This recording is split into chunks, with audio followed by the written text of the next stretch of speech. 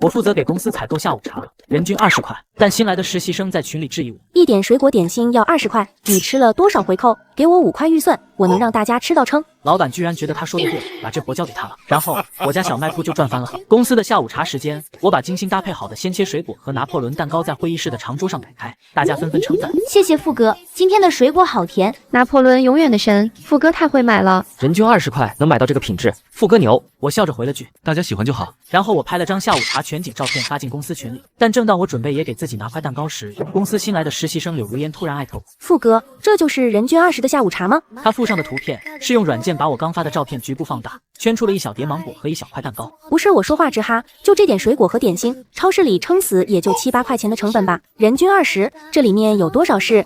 大家懂的都懂。我手指一僵，血液嗡的一下冲上头顶，什么意思？他在暗示我吃回扣。没等我回复，他又噼里啪啦的发来一连串消息。我知道公司现在要降本增效，我们做员工的更应该体谅公司，给我5块钱预算，我保证明天让大家吃到撑，水果管够，零食管饱。我差点被气响，5块钱吃到撑。我深吸一口气，强迫自己冷静。柳如烟，公司下午茶讲究品质和卫生，我合作的都是正规供应商，有发票和质检报告。但我字还没打完，老板就跳了出来。小柳这个想法很好嘛，年轻人就是要有冲劲，有成本意识。现在经济大环境不好，我们是该节约一点。小付啊，你这人均20是有点高了。我懵了，柳如烟立刻接话，谢谢老板的肯定，我一定不辜负您的信任，坚决杜绝任何浪费和吃回扣。老板表示赞成。全体成员，从下周开始，公司下午茶采购交给实习生柳如烟负责，预算暂定人均5元。大家欢迎，也感谢父亲前期的付出。群里静默了几秒，然后开始稀稀拉拉的刷欢迎柳如烟，谢谢老板。没人替我说一句话，我打好的那段解释也一个字一个字的删掉。我感到了一种巨大的憋屈和羞辱感。下班时间一到，我第一个冲出公司，拐进了公司后面那条熟悉的旧街。街角上，附近便民超市的灯箱亮着温暖的光。这是我爸妈开了20年的小卖部。看到我妈笑眯眯地说：“小宝回来了，今天这么早啊？你脸色怎么这么差？”我鼻尖发酸。妈，我妈给我倒了杯水。是不是工作不顺心？没事，不行你就回家继承小卖部。我摇摇头，接过水杯。就在这时，柳如烟的声音在店门口响起了：“老板娘，你这辣条怎么批发的呀？多少钱一包？”我猛地抬头，只见她正拿起一包辣条，挑剔地打量着。她怎么会在这儿？我下意识藏起来，不想让她发现我。我妈迎了上去：“小姑娘，这种5毛一包，量大的话还能便宜点。5毛？网上这种9块9能买20包，一包还不到5毛。”我妈好脾气地解释：“我们实体店要算房租水电的，这个价格已经很公道了。”但柳如烟却直接伸出3根手指：“3毛一包，我先要100包。”我妈愣了一下：“小姑娘，3毛我真要亏本了。”柳如烟打断她：“亏什么本啊？这种东西成本才多少？你别以为我不懂。再说了，我要是拿得多，以后这里就是我们公司的固定采购点了。我们公司有好几十号人呢。”固定采购点，一股荒谬又愤怒的情绪涌上来。这女人不仅抢了我的活，还要来吸我家的血。3毛真不行，最低4毛5，不能再少了。柳如烟寸步不让。4毛。然后她开始翻捡其他东西。这个面包什么时候过期？还有3天，这种临期的你怎么卖？还有这些饮料都积灰了。老板娘，你这样做生意不行的，这些东西你堆着也是堆着，不如便宜点处理给我，我帮你清库存怎么样？我妈有些为难，这些日期都没那么新鲜了。哎呀，又吃不死人。这样，这些临期的你搭给我，辣条我就按4毛算，怎么样？我听得胃里一阵翻江倒海，于是我深吸一口气走了出来，脸上摆出恰到好处的惊讶。咦，柳如烟，你怎么在这儿？柳如烟看到我，脸上瞬间闪过一丝慌乱。呀，富哥，这要巧，这是你家开的店？我点点头。对啊，我家店小，东西可能没大超市那么花哨，但都是正经货源。柳如烟的眼神闪烁了几下。哎呀，富哥，你怎么不早说呢？早知道是你家开的，我还砍什么价？真是大水冲了龙王庙。富哥，老板把下午茶采购的活儿交给我了，我正愁找不到物美价廉的地方呢。这下好了，肥水不流外人田吗？我扯出一个笑。是吗？那挺好的。不过我家店小，可能满足不了公司的需求。满足得了，怎么满足不了？我就需要这种接地气的。富哥，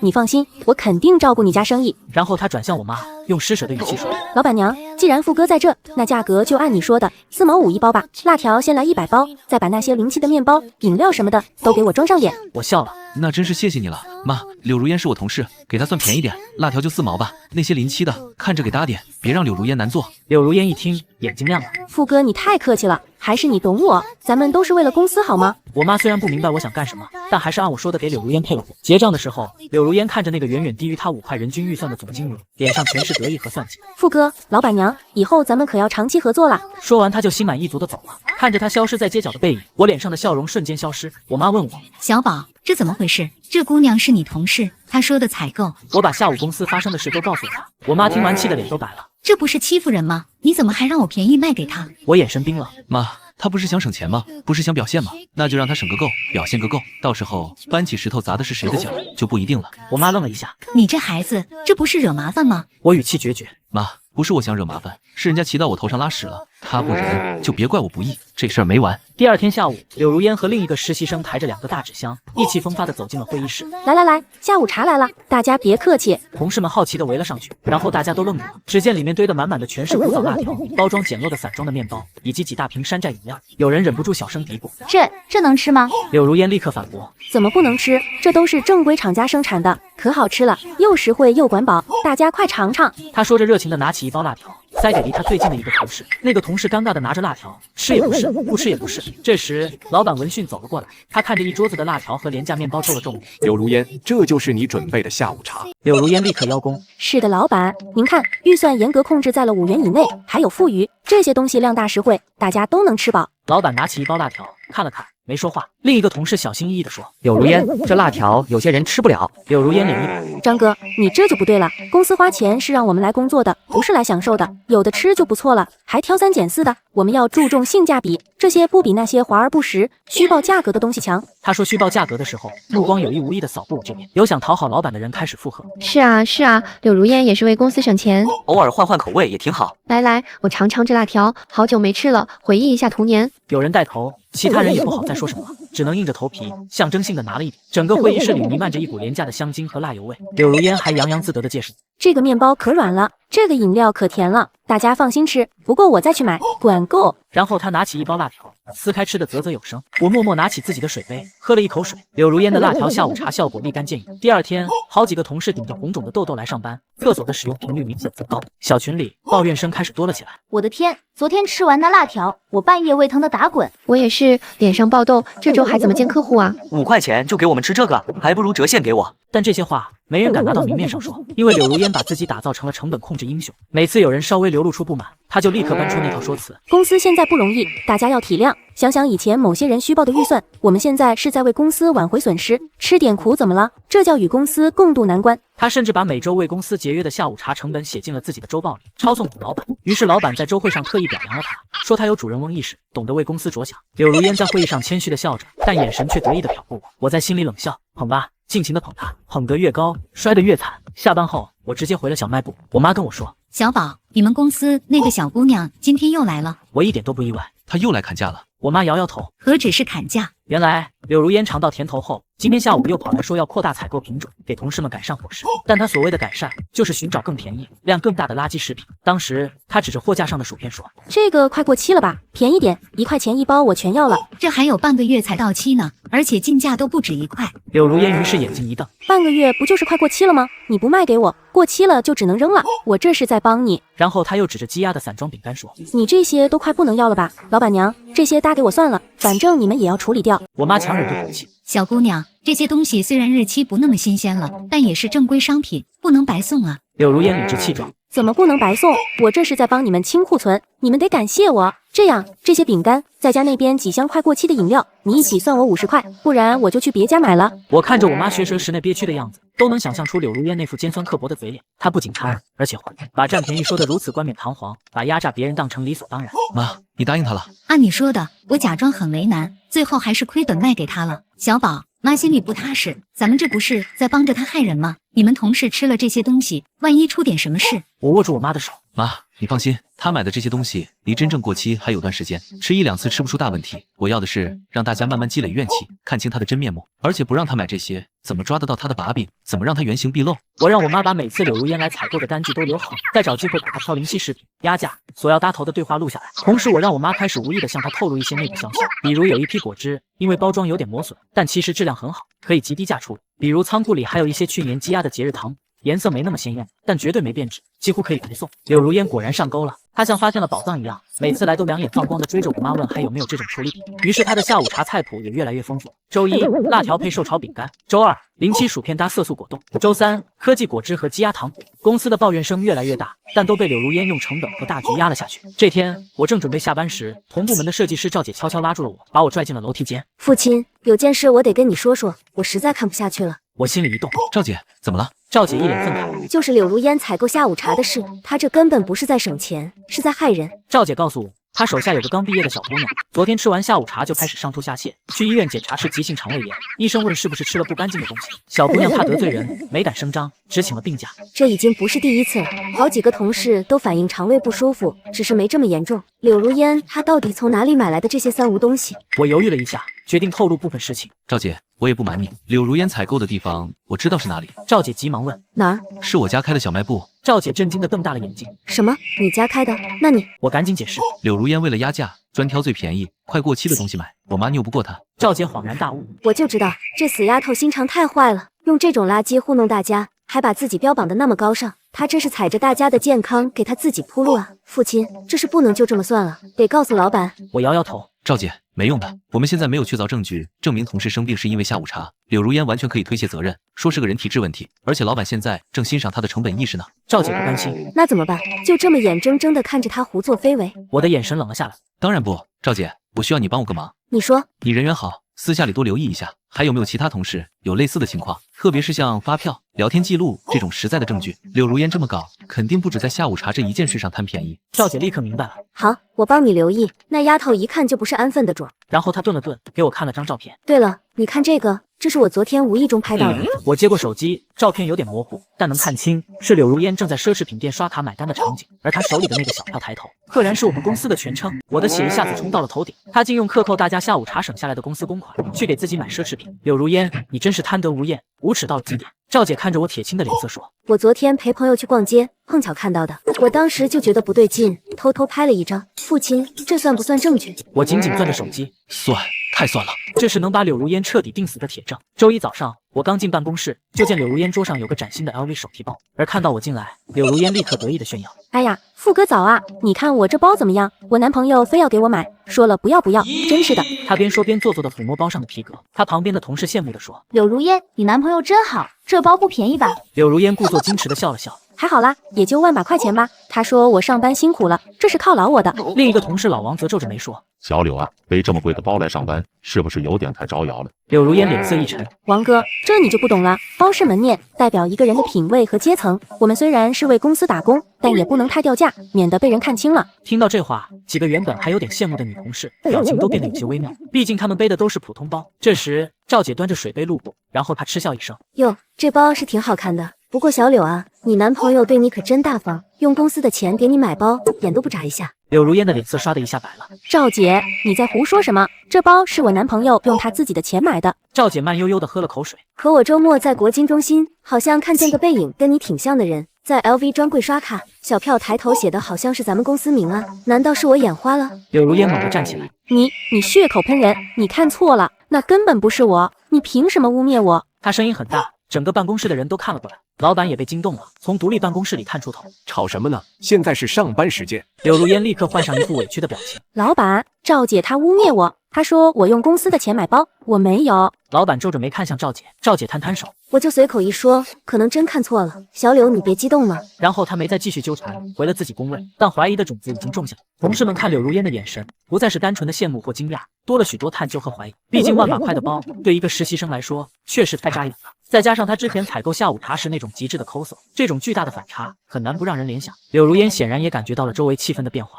她一整天都坐立不安，那个 LV 包也被她塞到了桌子底下。下午，柳如烟主动在群里说，这周五的下午茶，她要给大家一个惊喜，好好改善一下伙食。于是这天下班后，我故意磨蹭到最后，等人都走得差不多了，柳如烟果然凑了过来。富哥，你还没走啊？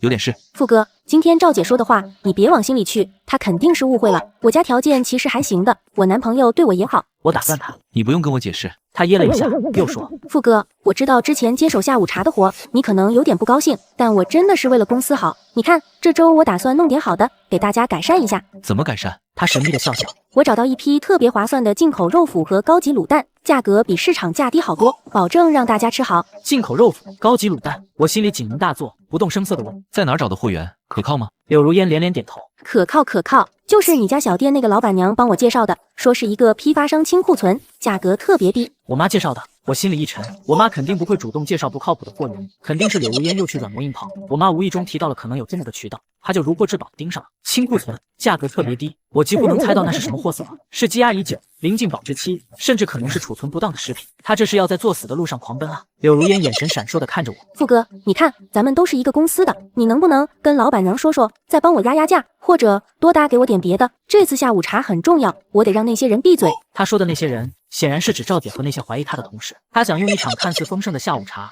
来证明自己的清白和能力，堵住所有人的嘴。我看着他那张写满贪婪和算计的脸，心里一阵恶心。你想玩大的，我奉陪。于是我脸上露出为难的表情。这我也不太好插手店里的生意啊。不过既然是公司要用，我回头跟我妈说说看吧。但成不成我不敢保证。柳如烟立刻笑了，谢谢富哥，你就帮我说说吗？老板娘人那么好，肯定会答应的。然后他就心满意足的走了。我看着他的背影，眼神冰冷。我确实会跟我妈说，我会让我妈告诉那个批发商，好好招待这位大客户，把仓库里积压最久、品质最堪忧的库存都以跳楼价给他，也给全公司一个终身难忘的大惊喜。接下来的几天，柳如烟不再遮遮掩掩，那个 LV 包又被他堂而皇之的放在了显眼处。他甚至在群里提前造势。各位亲爱的同事，本周五下午茶将是历史性的一刻，本人呕心沥血，为大家争取到了前所未有的福利。下面配着几张看起来内容丰富的照片，成堆的独立包装肉脯，色泽诱人的卤蛋，甚至还有几样看起来不错的水果。进口肉脯，星级酒店同款卤蛋，新鲜水果拼盘，人均预算依然严格控制在5元以内，敬请期待。大家纷纷回复：真的假的？5块钱能吃这么好？柳如烟，你也太厉害了吧！期待期待，终于不用吃辣条了。之前怀疑他的人也开始动摇了，难道真是误会他了？他真能搞到这么便宜的货？赵姐私聊我，父亲，他这是在搞什么名堂啊？那些东西看着就不对劲。我回复他，静观其变，他这次玩的太大了。我心里清楚，那些进口肉脯大概率是快过期甚至已经变质的处理品，高级卤蛋可能是小作坊生产的三无产品，至于水果，估计也是某个水果批发市场清仓的尾货。周五下午2点半，柳如烟和几个被他拉来帮忙的实习生开始兴师动众地布置会议室了。长长的会议桌上铺上了一次性桌布，摆满了琳琅满目的饰品，看起来确实像那么回事。3点整，同事们怀着好奇和期待涌入会议室。哇，今天这么丰盛，看着不错啊。柳如烟，可以啊，这次真下血本了。柳如烟脸上洋溢着胜利者的笑容。大家别客气，放开吃，管够。他说着大手一挥，我说到做到，5块钱一样能让咱们享受高品质的下午茶。某些靠虚报预算才能办事的人，真该好好学学。他挑衅的目光再次精准地落在我身上，我没理他，只是拿起一块肉脯，包装袋上的生产日期喷码有些模糊，但还是能勉强看出距离保质期只剩不到1周。而卤蛋的包装简陋，连个像样的生产厂家都没有。水果则闻着有一股不太新鲜的气味，但我周围的同事们已经被前几周的辣条折磨坏了，看到这些硬货，纷纷动手开吃。这肉脯味道有点怪，但还行。卤蛋挺入味的，水果挺甜。柳如烟听着大家的称赞，下巴扬得更高了。老板也满意地点点头。小柳，你这次搞得不错嘛，看来把采购交给你是正确的决定。柳如烟立刻语气谄媚地说：谢谢老板的肯定，这都是我应该做的，以后我会争取做得更好。然而下午茶刚结束1小时，坐在我对面的小王突然捂着肚子说：哎呦，我肚子有点不舒服。然后他就冲向了厕所。紧接着大家纷纷说：我也不舒服，想吐。我肚子好痛。我头晕。厕所门口排起了长队。怎么回事？是不是吃坏东西了？肯定是下午茶的问题。柳如烟脸上的笑容僵住了。大家别慌，可能是巧合，或者是个别人肠胃不好。他的话音刚落，平时身体最壮实的司机老刘哇的一声吐了出来，然后场面就彻底失控了。呕吐物的酸臭味加上此起彼伏的痛苦呻吟声，公司宛如人间地狱。同事大喊：叫救护车，快叫救护车！老板也对柳如烟怒吼：柳如烟，这到底怎么回事？你从哪里买来的东西？柳如烟浑身发抖，语无伦次。我不知道啊，都是正规渠道，很便宜的。很便宜这3个字此刻显得无比刺耳。救护车的声音由远及近，刺破了办公楼的宁静。最终大部分同事都被紧急送往了医院。他们走后，公司里一片狼藉，剩下的人人心惶惶。柳如烟嘴里喃喃自语：不可能，怎么会？我走到他面前，平静地质问他：柳如烟，这就是你所谓的历史性的一刻？他猛地抬头看我，眼神里充满了恐惧和一种狗急跳墙的疯狂。于是他突然指着我大喊：是你，父亲，一定是你搞的鬼！这些东西都是从你家小卖部买的，是你和你妈合起伙来陷害我。这些东西都是从你家小卖部买的，是你和你妈合起伙来陷害我。他面目狰狞，哪里还有半点平时的清楚模样？老板脸色铁青的看看我，又看看状若疯癫的柳如烟，沉声问：父亲，柳如烟说的是真的，这些东西的货源跟你家有关？柳如烟抢答：就是他家是开小卖部的。他因为我接了他的工作怀恨在心，就故意让他妈介绍这种劣质货源给我。他是存心要搞砸公司的下午茶，让我背黑锅啊，老板。几个同事开始窃窃私语。我的天，原来是内斗啊！我就说嘛，怎么可能那么便宜？父亲这心思也太深了吧，连累这么多人。赵姐听不下去了。柳如烟，你少血口喷人，父亲根本不是那种人，分明是你自己贪便宜净买烂货。柳如烟尖叫。赵姐，你当然帮他说话，你们是一伙的。场面一片混乱。等柳如烟的表演告一段落，我才缓缓抬头。老板，这些食品的货源确实是通过我家小卖部联系的。这话一出，满座皆惊，连赵姐都愣住了，不解地看着我。柳如烟狂喜。老板，你都听到了吧？他承认了，就是他。我没理他，继续对老板说。但是关于合伙陷害、故意提供劣质货源的说法是污蔑，我有证据。柳如烟嗤笑一声。证据？你能有什么证据？我直接把电脑连上投影仪，然后点开一个视频文件，只见画面里柳如烟正拿着一个07肉脯对我妈说：“老板娘，这种肯定没人要了，你再便宜点。还有没有日期更早的？反正吃不死人，能省1块是1块。”我妈的声音传来：“小姑娘，这都快过期了，不好吧？”柳如烟不耐烦地打断她：“哎呀，有什么不好的？吃进肚子都一样。快点，我都要了。”会议室里顿时鸦雀无声，所有人都被柳如烟的真实面目惊呆了。柳如烟脸色惨白：“这是剪辑的，是假的。”我没说话，只是又点开了一个文件夹，这里面全是照片证据，包括柳如烟多次在我家小卖部采购的票据存根，上面明确写着商品名称、数量和低到令人发指的价格。柳如烟，你实际采购这些豪华下午茶的人均成本连1块5都不到，剩下的钱去哪了？你胡说，你伪造票据。我最后点开了赵姐拍的那张照片，虽然模糊，但 LV 专柜的背景、柳如烟的侧脸以及那张小票上我们公司的抬头，都足以说明一切了。你用克扣大家下午茶省下来的钱，去买了上万元的奢侈品包包。柳如烟，这就是你所谓的与公司共度难关，这就是你的成本意识。刚才还在帮柳如烟说话或怀疑我的，此刻全都用愤怒、鄙夷的目光射向他。太恶心了，原来他这么坏。从我们嘴里省下钱，然后自己去买 LV， 他还导致这么多人食物中毒，他是恶意投毒，他是犯罪，让他滚出公司。柳如烟崩溃地瘫坐在地上。不是的，不是这样的，是他们害我。突然，他赤红着眼睛指我：“你们傅家没一个好东西，你们合起伙来整我。我要去工商局举报你家卖3无产品，我要让你们都不得好死。”老板厌恶地看了一眼柳如烟，报警，让他滚。2个保安立刻上来，把状若疯癫的柳如烟拖出去。柳如烟大吼：“父亲，你等着，我跟你没完！”最后，柳如烟因为涉案金额不大，且是初犯，在赔偿公司部分损失并取得谅解后，虽然暂时免于刑事处罚，但却留下了案底，职业生涯算是彻底毁了。第2天，我接到了我妈的电话：“小宝，不好了，那个柳如烟来店里闹事了。”我心里一紧，赶紧请假往外跑。我赶到附近后，远远就听到柳如烟尖利刺耳的叫骂声：“这个黑店专卖3无产品，坑害消费者，大家都来看看啊！”只见店门口围了一些看热闹的人，柳如烟则唾沫横飞的污蔑：“就是这家店卖过期食品，害得我们全公司食物中毒，这种昧良心的店迟早倒闭。”我妈被气得浑身发抖：“你胡说八道，我们家的东西都是正规渠道进的，是你自己非要买最便宜的07品。”放屁，就是你们以次充好，不然怎么会那么便宜？你们就是黑心商家，大家千万别上当。这时他看到我了：“父亲，你来的正好，你们母女俩合伙坑我，现在我没工作了，你们满意了？我告诉你们，我跟你们没完，你们别想好过。”柳如烟，法院怎么判的你自己清楚，你再在这里无理取闹，我就报警了。柳如烟大笑：“报警？你报啊！我现在光脚的不怕穿鞋的，我天天来，我看你们怎么做生意。”他说到做到。接下来的几天，他天天来店里报道，有时是破口大骂，有时是堵在门口，对想进店的顾客说这家店的东西吃坏了，有时他还带着油漆想在卷帘门上喷字，但被邻居及时发现制止。我一报警，警察来了，他会暂时消停，但警察一走，他又会变本加厉，而且这种骚扰构不成严重犯罪，警察也只能批评教育，对他这种滚刀肉毫无作用。于是我家小卖部的生意一落千丈，很多老顾客都不敢来了。我妈愁得吃不下饭，一下子老了很多。我看着我妈憔悴的样子，心里像刀割一样。我开始后悔当初不该用那种方式引柳如烟上钩，连累了家里。妈，对不起。我妈摇摇头：“小宝，不怪你，是那个人太坏了。咱们身正不怕影子斜。”这天下午，柳如烟又来了，她还带了2个工商局的人。只见柳如烟趾高气扬地指着店里：“就是这家店卖不合格食品。”工商局的人面无表情地走进店里，我妈赶紧拿出进货单和质检报告。柳如烟在一旁阴阳怪气：“谁知道这些单子是不是假的？你们可得好好查查，特别是那些角落里的过期没有，有没有老鼠屎？”检查人员仔细查看了各项单据，又抽查了一些商品，并没有发现明显问题。目前看来，这家店的手续是齐全的，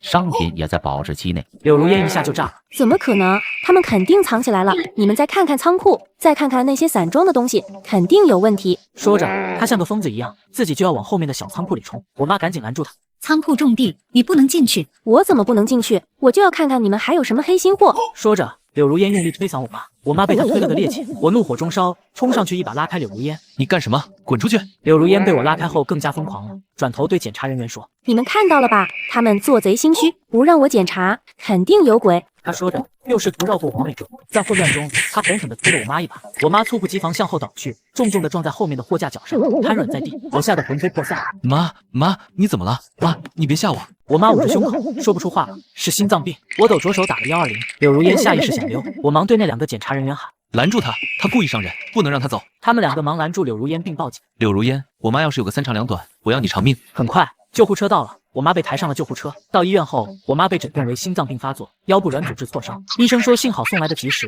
我守在病床前，看着妈妈脸色苍白的样子，心痛的无法呼吸。我爸也红着眼圈反复念叨：怎么会这样？怎么就惹上了那种疯子？我妈情况稍微稳定后，我回了店里。隔壁文具店的张阿姨看到我后，心疼的拉着我的手：小宝，你妈怎么样了？哎呦，真是造孽啊！碰上这么个瘟神，你们家这么好的人。正说着，放学铃声从旁边的小学传来，一群背着书包的小学生涌出校门，几个孩子跑到我家店门口，看到关着的门，他们的小脸上满是失望。今天还没开门吗？我还想买辣条呢。哥哥，福阿姨是不是生病了？看着这些天真无邪的孩子，一个大胆的计划瞬间在我脑中成型。柳如烟在网上泼脏水，说我家的东西是三无产品，是坏人。但真正的口碑在街坊邻居心里，更在这些吃我家零食长大的孩子们心里。于是我打开店门，对那几个孩子说：“我妈最近身体不舒服，暂时由哥哥来看店，想买什么进来吧，今天给你们打8折。”孩子们欢呼着涌了进来，我一边给他们结账，一边装作不经意地问：“小朋友，你们经常来我家买东西吃，有没有吃坏过肚子呀？”一个虎头虎脑的男孩一边啃着雪糕一边大声说：“没有啊，福阿姨家的东西最好吃了，又便宜又干净。”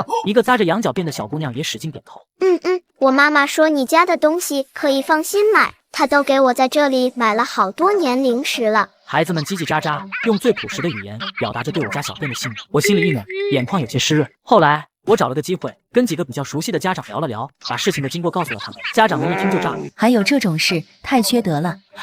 老板娘多好的人啊！我们都吃你们家东西多少年了，从来没问题。他这是污蔑。叔叔阿姨，我知道口说无凭，但现在那个柳如烟在网上胡说八道，我想能不能请你们还有孩子们帮我们做个证，不需要你们做什么，就是说句实话就行。家长们都毫不犹豫地答应了。这有什么不行的？当然可以。对，不能让好人受冤枉。我让我家小子给你作证，他吃了你们家5年零食了，壮得跟小牛犊似的。很快，有几十个孩子和他们家长组成的证人团就自发形成了。与此同时，被拘留了几天的柳如烟，因为情节轻微，加上他家人苦苦哀求并预付了部分赔偿，被放了出来。他一出来，就在本地的论坛、贴吧、各种微信群里，用耸人听闻的标题发帖：黑心小店附近超市售卖有毒食品，致使多人中毒住院，天理何在？10名举报无良商家，官商勾结，维权无门。帖子里，他把自己包装成揭露黑幕的英雄，把我们母子描绘成十恶不赦的好商，还附上了我妈店里模糊的照片和公司同事食物中毒的惨状。他甚至开了直播，哭着讲述自己被陷害、被打击报复的悲惨经历。不明真相的网友被煽动了，开始疯狂辱骂我们。赵姐和几个知情的同事气不过，在网上帮我们辩解，但很快就被柳如烟请的水军和不明真相的网友骂没了。网上的舆论愈演愈烈，附近超市成了黑心商家的代名词。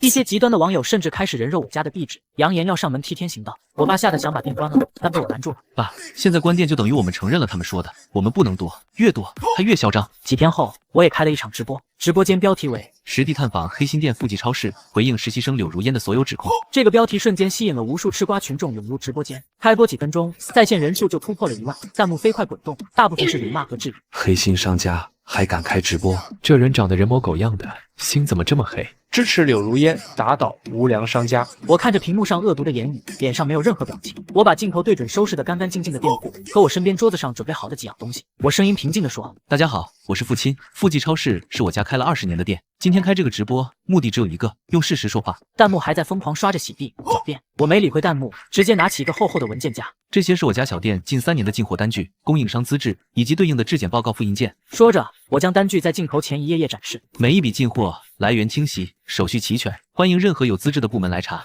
接着，我点开笔记本电脑，接下来请大家看几段监控录像。第一段就是柳如烟在店里指着灵犀肉脯说：“这种肯定没人要了，你便宜点。还有没有日期更早的？反正吃不死人，能省1块是1块。”第二段是他为了几毛钱辣条跟我妈争得面红耳赤。第三段是他索要灵气品做搭头的嘴脸。柳如烟的每一句名言都像耳光一样打在屏幕前所有支持他的人脸上。弹幕的风向开始变了。卧槽，这女的好恶心！是他自己非要买便宜货，吃不死人，这是人话。我接着放出了柳如烟多次采购的低价票据照片和她购买 LV 包包的小票照片。柳如烟用远低于公司预算的价格采购劣质临期食品，却对领导同事宣称是高品质下午茶，从而省下公款，购买了这款价值近万元的奢侈品包包。弹幕彻底反转，太坏了，又当又立，拿同事的健康换包包，你怎么不去死？之前骂店家的出来道歉。而这时，几十个附近小学的孩子在家长的陪同下进来了，每个孩子手里都举着彩笔写的纸牌。傅阿姨是好人，我们吃了20年美式。柳如烟撒谎精，还傅阿姨清白。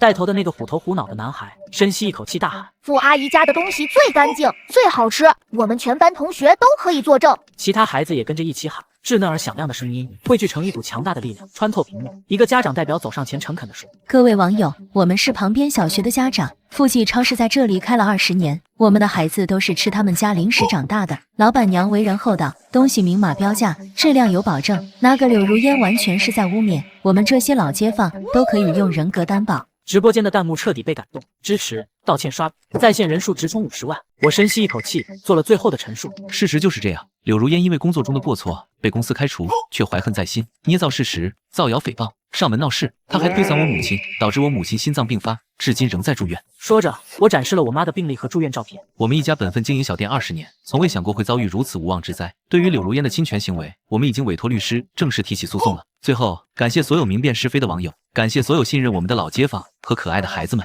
清者自清，浊者自浊。谢谢大家。说完我就结束了直播。直播结束后，相关话题直接冲上热搜。实习生柳如烟人设崩塌，附近超市反转，小学生正义联盟，舆论发生了惊天逆转。之前所有辱骂我们的网友都调转枪头，开始疯狂攻击柳如烟。柳如烟的社交媒体账号瞬间被骂到瘫痪，而我则长长的舒了一口气。第一场仗我们赢了，而且赢得很漂亮。但对于柳如烟这种人，这还不够，他必须为他对我妈做的一切付出更惨痛的代价。法律的审判和社会的鞭挞才刚刚开始。周一，我回公司办手续，刚进办公室，同事们就围了上来。父亲，你来了，你妈妈怎么样了？我们刚才还说下班后一起去医院看看阿姨呢。哎呀，父亲，之前真是误会你了，我们都不知道柳如烟是那种人。就是她太会装了，把我们所有人都骗了。你那天直播太帅了，直接把他锤死了。赵姐拨开人群，递给我一杯热咖啡。现在知道来说好话了，当初父亲被冤枉的时候，怎么没见你们放个屁？那几个同事顿时满脸尴尬，讪讪的散开了。赵姐拍拍我的肩膀，别理他们，老板在办公室等你，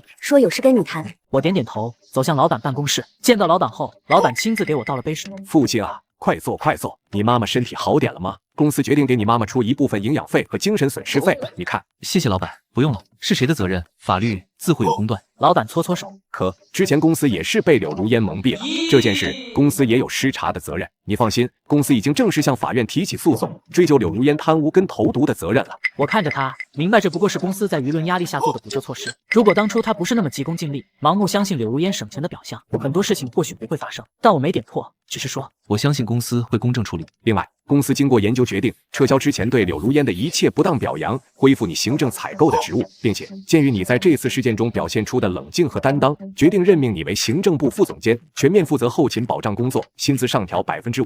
这算是迟来的补偿和安抚，我接受了。谢谢老板，我会努力为公司工作的。从老板办公室出来后，我发现公司内部群已经炸了，因为人事部发布了正式通知，开除柳如烟，并追究其法律责任。之前一直沉默的同事们，此刻仿佛集体打开了话匣子。支持公司决定，这种人就该严惩。我早就看他不对劲了，天天装清高。他之前还问我借了500块钱没还呢。何止，他还偷偷用我的化妆品。他那个 LV 啊，我看根本不是什么男朋友送的，指不定是哪来的呢。各种关于柳如烟的黑料被爆了出来，真的假的混杂在一起，把她描绘成一个贪婪、虚荣、品行低劣的人，真是应了那句话：墙倒众人推，卧骨万人锤。而就在这时，一个自称是柳如烟前男友的人接受了某个自媒体的采访。只见视频里的男人一脸愤慨：大家别再被他骗了，我根本不是什么富二代，我就是个普通打工的。他那个 LV 根本不是我送他的，就连他身上穿的奢侈品裙子都是他逼着我用我的信用卡分期买的。他说他们公司的人都穿名牌，他不能丢面子。结果裙子刚到手没几天，他就跟我提了分手，账单现在还是我在还。他不仅贪公司的钱，连我这个前男友的血汗钱都贪啊！他还让我帮他做假账，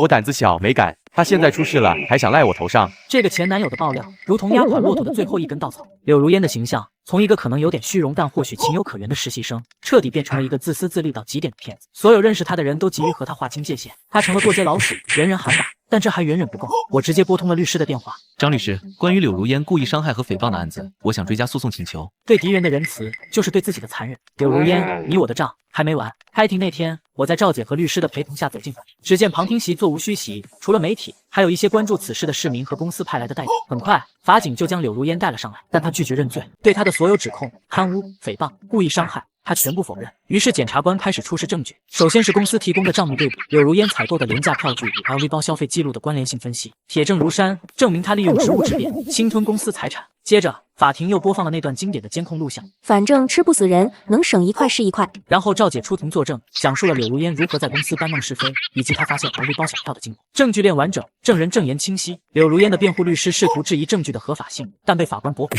最后，检察官出示了我妈的病历、伤情鉴定报告，以及当时在场的那2位工商局工作人员的证词，证实柳如烟确实有推搡行为，并直接导致我妈病发。事实清楚，证据确凿。法官看向柳如烟，被告人柳如烟，你对上述指控和证据有什么要辩解的吗？柳如烟顿时指着我尖叫：“辩解？我有什么好辩解的？这都是圈套，是父亲设好的圈套，是他故意让他妈卖那些便宜东西给我，是他引诱我犯错，他嫉妒我，嫉妒老板看中我，所以他处心积虑要害我。那些证据都是他伪造的，那个监控是他剪辑的，小票是他 P 的，你们都是一伙的，你们合起伙来欺负我，我不服，我冤枉。”他状若疯癫，声音嘶哑。法官面无表情地看向我方的诉讼代理人。原告方是否有新的证据或陈述？我的律师沉稳开口：“审判长，我方申请传唤一位新的证人出庭作证。”法官准许。当证人走进来后，旁听席再次响起一阵骚动，因为新证人竟是柳如烟的前男友。他证实了柳如烟买的 LV 包的资金来源，以及柳如烟如何拜金，如何试图让他参与做假账等细节。柳如烟在被告席上挣扎尖叫：“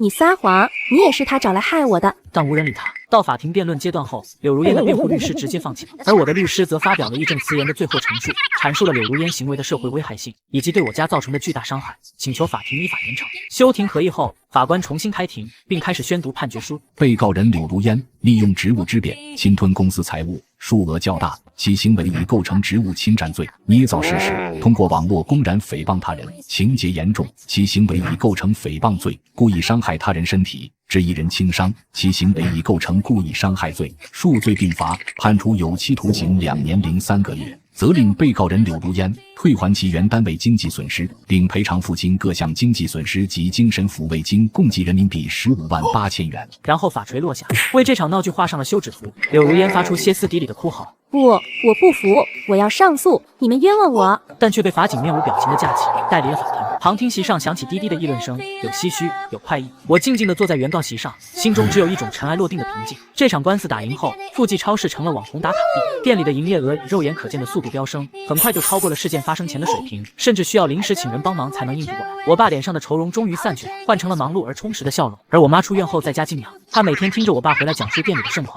就忍不住笑。因祸得福，真是因祸得福啊！而公司那边，正式上任行政部副总监。上任后，我重新梳理了供应商体系，在保证品质的前提下，做到了更优的成本控制。公司的下午茶和各项福利都比之前更上了一个台阶。那些曾经附和过柳如烟的同事，如今见到我都带着几分敬畏和讨好，生活终于回到了正轨。而关于我家的小卖部，我有了新的想法。这天晚上，我们一家3口吃饭时，我提出了我的计划。爸妈，我想把咱们的店稍微改造一下。改造？怎么改造？你看，现在咱们店有名气了，但光靠网红热度不长久。我想，咱们能不能把富记超市做成一个品牌？品牌？对，咱们店最大的财富就是20年的口碑和街坊邻居的信任。我想把店面重新装修一下，弄得亮堂干净些，然后开通线上商城，不光卖零食，还可以卖一些咱们本地的特色点心、怀旧小商品，主打童年回忆和社区信任这个概念。店名我都想好了，还叫富记，但后面加上社区便民优选。我爸一拍大腿，这个主意好，咱们不能光吃老本，得跟上时代。我妈也来了兴趣，线上商城，我能帮上忙吗？